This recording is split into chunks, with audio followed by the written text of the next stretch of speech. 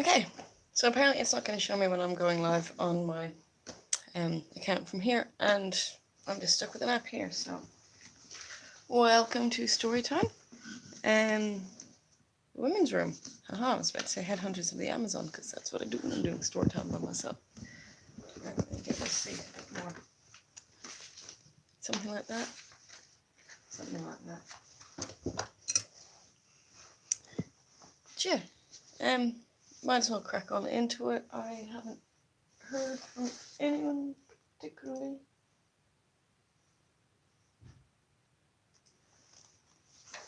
Should be streaming live somewhere.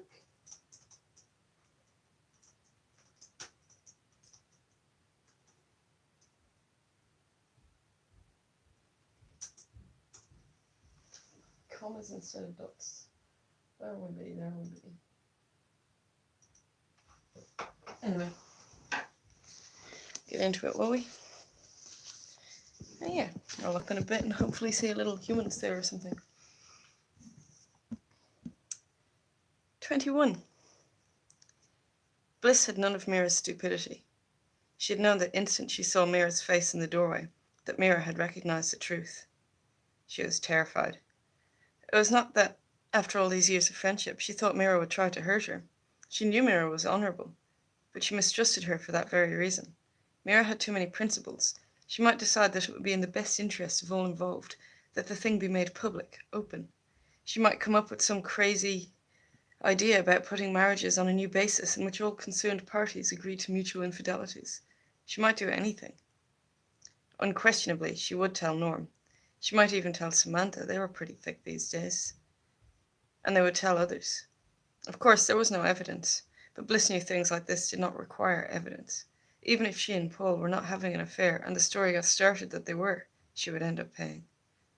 But she did not know what to do. Luckily, Bill was going out on a flight on Monday, and she would be alone for 5 days and could do some real thinking. The first thing she had to do was sound out Mira's attitude toward the thing. If she were judgmental and reproving, strong action would be necessary. If not, they could be more subtle. She did not have to wait long. She went to Mira's for coffee on Monday, and as soon as they were seated, Mira looked her in the eye and said, "So?" Bliss laughed and waved her hand in the air. "Yes, so?" "How do you manage it?" Mira asked, really curious. "Well, Bill's away." That's horrible in the background, sorry. I don't know. Well, Bill's away. I know, but the kids. I give them tranquilizers when he's coming. Mira looked shocked. "Oh, Bliss. It doesn't hurt them. I just give them a little so they sleep more soundly." "Don't you feel funny talking to Adele?" "Not at all." As they talked further, Bliss saw that Mira on the whole approved, but she also saw the grounds of Mira's reservations, the children, and Adele. Bliss did not exhort Mira to silence. She was too proud, and it would not have done any good anyway. Mira would talk or not as she judged dry, and Bliss sensed she would not. But if Mira saw Adele upset, or saw the children's eyes looking glazed, there was no telling then. Action had to be taken. Paul was supposed to be with her on Tuesday night. By then she had formulated a plan. He arrived a little early. "I couldn't wait," he said. Her heart leaped almost out of her chest when she saw him. As they embraced, she thought it would quietly be death to be torn away from him. They just could not let go of each other. Every time they tried, one or the other pulled them together again. Bliss had put some music on the record player, and their embraces and kisses felt like a dance. They floated in each other. For a moment, as she lay against his chest, Bliss wondered what it would be like to be married to him, to have him all the time. But she brushed the thought away. It was impossible, and feeling brave and dry-eyed, she looked up at him. "Come sit down. We have to talk." She felt a picture of the martinis he had taught her to make. She felched a picture of the martinis he had taught her to make, and poured them into the 2 iced glasses. She was wearing a floating new robe, emerald green, and had her hair down. He gazed at her, as if she were some incredible treasure he had stumbled on and could not yet believe was his. He kept reaching out to touch her, gently, touch a strand of her hair, her cheek, run his hand lightly over her lips. Sometimes she would grab his hand and kiss it, and then they would be in each other's arms again. but she pulled away at last and moved to the couch beside him. Paul, she put her hand over his. Mira knows. How? He put his glass down. You didn't tell her. Of course not. Saturday night. She saw us. We weren't doing anything. She made a face. You may be dense, but she's not. Did she say she knew? Yes. There was no point in going into details, she thought, laughing to herself. Men were just dense. That was all there was to it. Do you think she'll say anything? No, not now. But I can't be sure. You know how het up she gets about ideas and principles. Bliss stood and paced, her slender body held in the careful languor she aimed for, looking tense and sensual at once. She spoke rapidly and bluntly, then lowered herself back into the couch, her grace barely masking the terrific, coiled-up energy caged in her slim ribs, the narrowly spaced pelvic bones. Oh, excuse. Double excuse, triple excuse. There.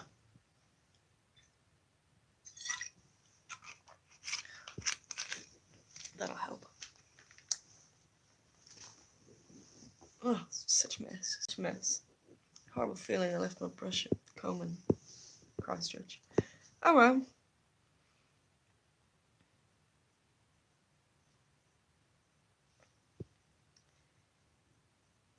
You know how het up she gets about ideas and principles. Bliss stood and paced, her slender body held in the careful languor she aimed for, looking tense and sensual at once. She spoke rapidly and bluntly, then lowered herself back into the couch, her grace barely masking the terrific, coiled-up energy caged in her slim ribs, the narrowly spaced pelvic bones. She sat looking at him, prepared for almost anything. Protest, recoil, perhaps even contempt. Courage, she thought wryly. I don't lack. But he was laughing. He thought it a splendid idea. To her, of all people, that tight-ass virgin.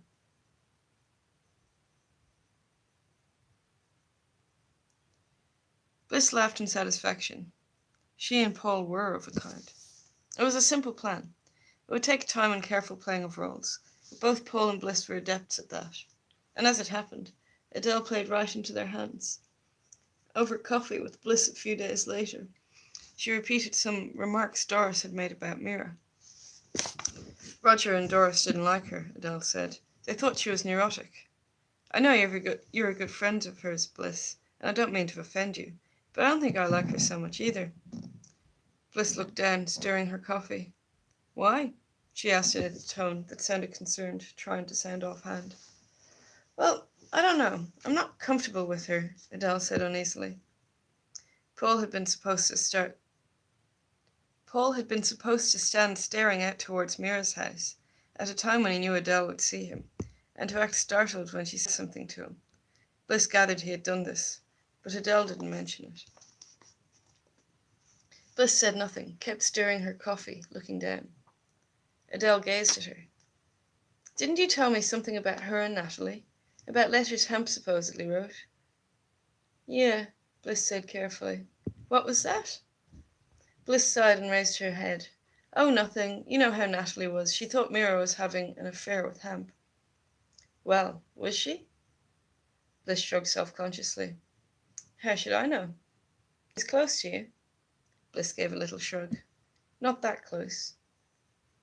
It worked. They kept it up. Paul looked out at Mira's house long and longingly. He would look guilty when Adele caught him. Bliss acted very kind to Adele, kinder than usual. She acted almost as if she were sorry for Adele. Every once in a while, as if she were testing, Adele would make a small, uncomplimentary remark about Mira to Bliss. She watched, but Bliss never responded. She did not defend Mira. One day, Adele asked how Mira was, and Bliss shrugged and said, Oh, I don't know. I don't see her much anymore. Why? Oh, Bliss waved her hand. I don't know. It's just, well, you know, friendships can go just so far. What do you mean? I can't talk about it, Bliss said sadly. She took Adele's face in her hands. I'm sorry, Adele, but I can't. Before Christmas there was a party. Adele watched Paul carefully. He danced almost all night with Mira. He kept going over to her, talking to her. That week, over coffee, she turned her gaze straight at Bliss. Mira's having an affair with Paul, isn't she?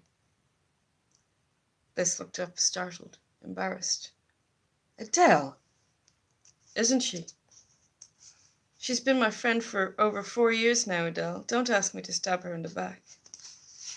Isn't she? Bliss put her elbows on the table and laid her head in her hands. I don't know, she said in a muffled voice. I've heard stories, but I don't know, honestly. She looked up straight at Adele. I honestly don't believe them. Honestly. So I feel like if there are more people here, this is the bit where, because yeah, I've done this with Alice already. This is the bit where I go, ooh, but she's getting bitchy. But yeah, there's no one to do that with. But yes, noted, shit's going down. So that is the end of chapter 2. Chapter 3 we're on to now. I won't go too far on this one because we'll see how it goes. Might end up repeating all this if and when people are here. But sharp. How are we for time anyway? There's no way to know. 7:49. Chapter 3, Part 1. Oh, we might as well do the thing. Have a guy.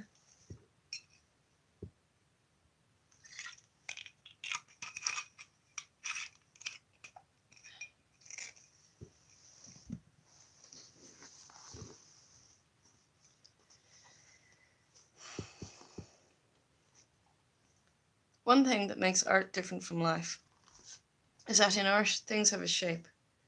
They have beginnings, middles, and endings. Whereas in life, things just drift along. In life, somebody has a cold, and you treat it as insignificant, and suddenly they die. Or they have a heart attack, and you're sodden with grief until they recover and live for 30 petulant years, demanding you wait on them. You think a love affair is ending, and you're gripped with Anna Karenina-ish drama. But 2 weeks later, the guy is standing in your doorway, arms stretched up on the moulding, jacket hanging open, a sheepish look on his face, saying, "Hey, take me back, will you?" Or you think a love affair is high and thriving, and you don't notice that over the past months it has dwindled. In other words, in life, one almost never has an emotion appropriate to an event. Either you don't know the event is occurring, or you don't know its significance. We celebrate births and weddings, we mourn deaths and divorces. Yet what are we celebrating? What mourning? Rituals mark feelings, but feelings and events do not coincide. Feelings are large and spread over a lifetime. And my flatmate's hoovering. What's that about?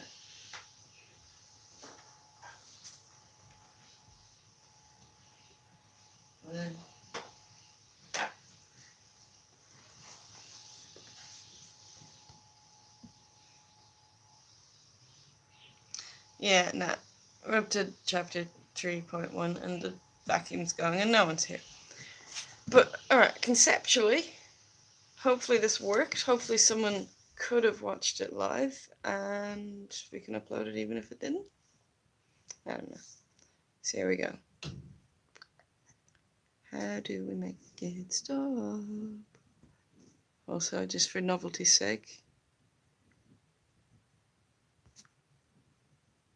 Noir. Ooh.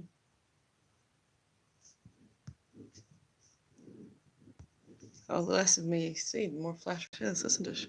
Although...